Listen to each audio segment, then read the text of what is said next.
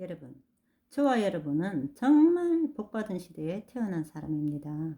무수히 많이 이 땅을 오고 간 선진들은 때가 아니요 주님의 다시 오심을 살아있는 상태로 눈으로 직접 목도하지 못하였으나, 우리는 주님 다시 오시는 모든 징조가 이미 다 성취되고 주님 오심만 남겨져 있기 때문입니다. 또 사랑의 하나님, 우리 아버지는 그 영광을 가장 많은 사람들이 누리게 하시려고 인구수가 80억일 때, 지구가 포화 상태일 때 오시니 얼마나 감사합니까? 이 부분에 대한 자세한 내용은 2023년 1월 22일 천국 꼭가기 방송에 나와 있는데, 참조하시기 쉬우라고 박희숙 유튜브에 쇼트 1분 방송으로 미리 올려놓았고요. 이런 징조가 성취되기 전이라도 우리 믿음의 선조들은 지금 오늘 오실 거라 믿음을 굳건하게 지켰죠. 사랑의 원자탄이라 불리우는 손양원 목사님도 이런 믿음을 가지셨기에 순교의 자리까지 가시게 된 것입니다. 목사님은 구름을 보시면서 저기 지금 저 구름 위에 예수님이 타고 계시는가? 오시는가? 이렇게 늘 사모하면서, 그 당시 무화과 나무가 잎이 무성한 시대도 아닌데, 이스라엘이란 나라가 태어나기도 전인데, 그런데 우리는 어때요?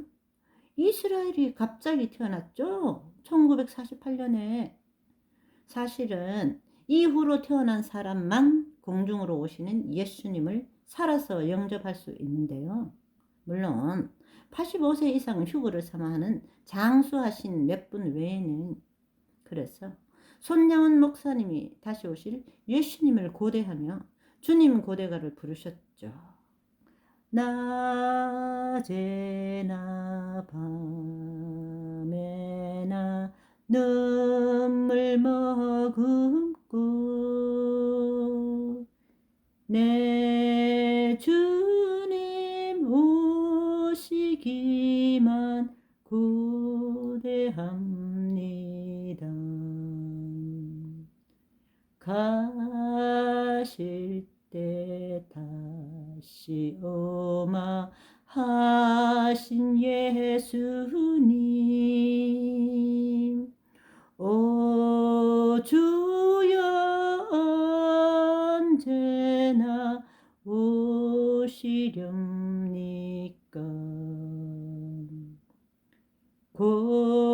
고족하고 쓸쓸한 빈들 반에서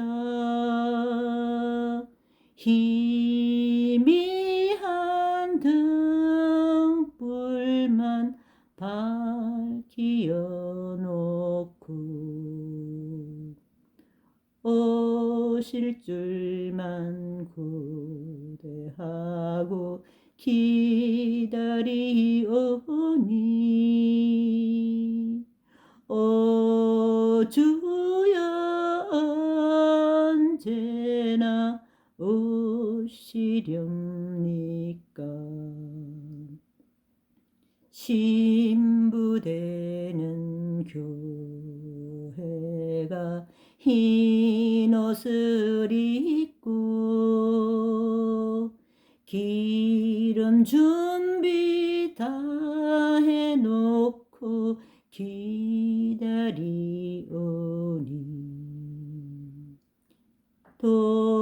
도적같이 오심하고 하신 예수님, 오 주여 언제나 오시렵니까?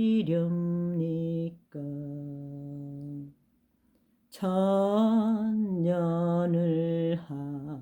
하루같이 기다린 주님,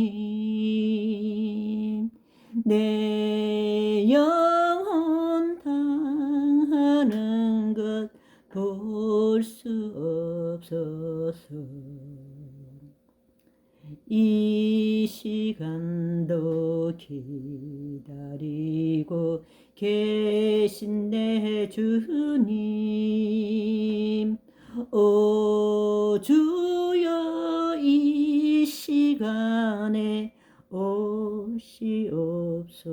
주옵소서. 주님 마음이 더 급하십니다. 지금 오시고 계십니다. 우리는 이 믿음대로 지금 또는 오늘 예수님이 오신다라는 굳건한 믿음과 소망을 가지고 오늘을 살아야 합니다. 그런데 믿음과 별개로 좀 냉철하게 지식적으로 치밀하게 성경을 분석하여 예수님의 공중 강림은 언제일까? 오늘은 그것이 알고 싶다. 네. 마가복음 13장 24절에서 27절. 그때 그 환란 후 해가 어두워지며 달이 빛을 내지 아니하며 별들이 하늘에서 떨어지며 하늘에 있는 권능들이 흔들리리라. 그때에 인자가 구름을 타고 큰 권능과 영광으로 오는 것을 사람들이 보리라. 또 그때에 그가 천사들을 보내어 자기가 택하신 자들을 땅 끝으로부터 하늘 끝까지 사방에서 모으리라. 여기 구름을 타고 오시는데 지상 재림은 휴거 신부와 하늘의 군대와 같이 말 타고 오시죠. 구름을 타고 큰 권능과 영광으로 오는 것을 사람들이 보리라. 이 말씀은 바로 공중 강림을 말씀하십니다. 우리가 휴거되는 시점이죠. 요한계시록 6장 13절. 하늘의 별들이 무화과 나무가 대풍에 흔들려 설익은 열매가 떨어지는 것 같이 땅에 떨어지며, 어때요? 이 말씀과 마태복음 별들이 하늘에서 떨어지며 하늘에 있는 권능들이 흔들리리라. 정확히 오버랩 되죠? 시점이 똑같아요. 첫째인 흰말 탄 자가 면류관을 받고 나아가서 이기고 또 이기려고 하는 것은 마태복음 13장 14절에 멸망에 가정한 것이 서지 못할 것에 선 것을 보거든 1년자는 깨달을진저. 왜 1년자는 깨달을진저 하셨을까요? 깨닫는 자가 극히 드물다는 거예요.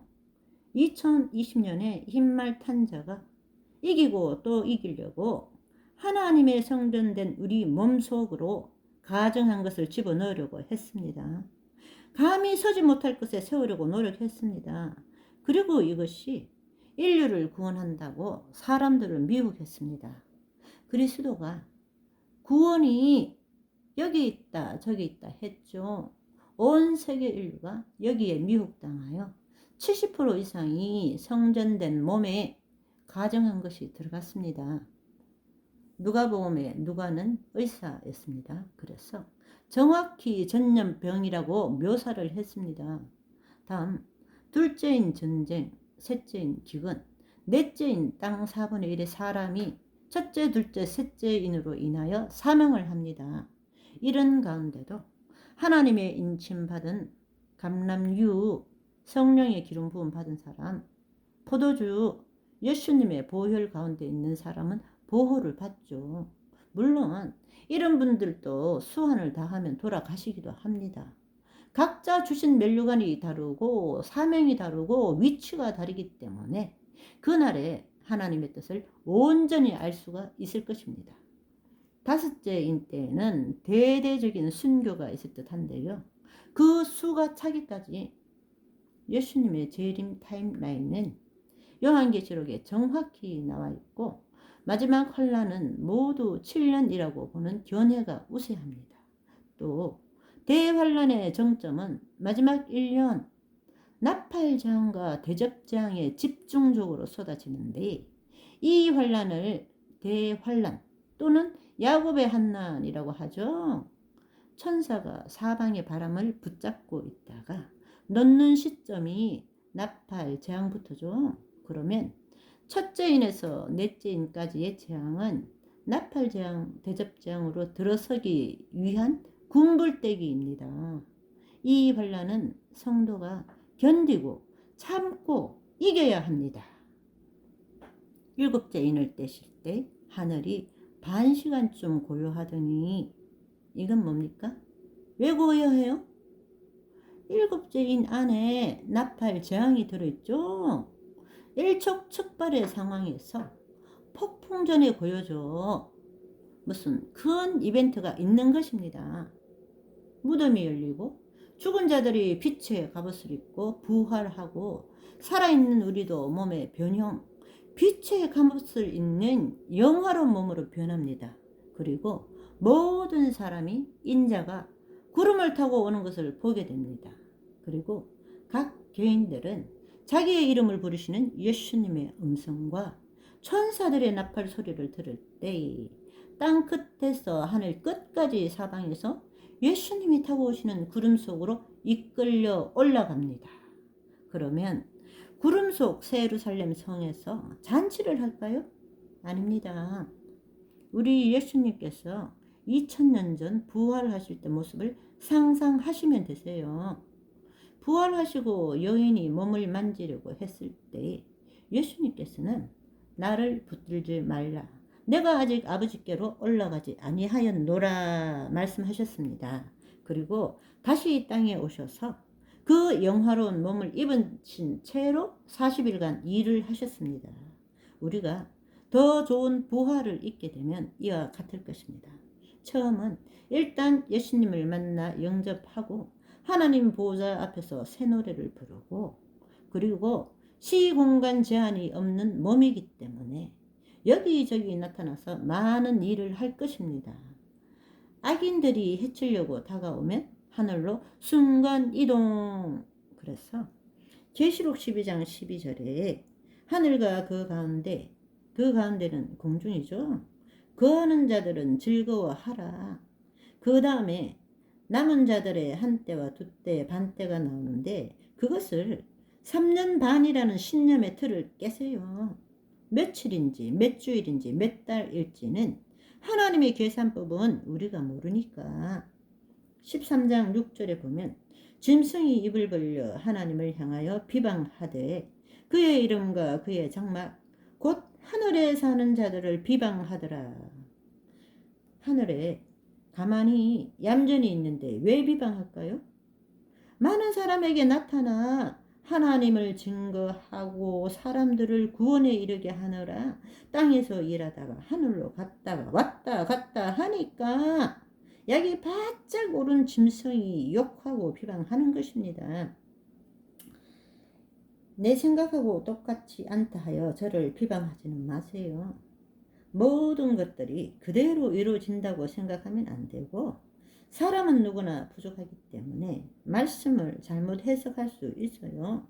그럴 수도 있겠다 정도 이해하시고, 7년 환란 딱 중간 시점에 휴거가 있을 것이다 라고 하는 사람들의 말도 존중해 주셔야 되는 것이 하나님의 타임라인이 그것이 맞을 수도 있는 것입니다. 예수님의 신부들은 지금 오늘 예수님이 오시더라도 예수님 맞이할 준비가 완벽히 갖추어진 영과 혼과 몸, 예수님의 사랑과 품격으로 가득 차 있는 저와 여러분이 되시기를 바랍니다. 주님 다시 오실 때까지 나는 이 길을 가리라. 영광에 내 주님 나를 맞아주시네. 주님 다시 오실 때까지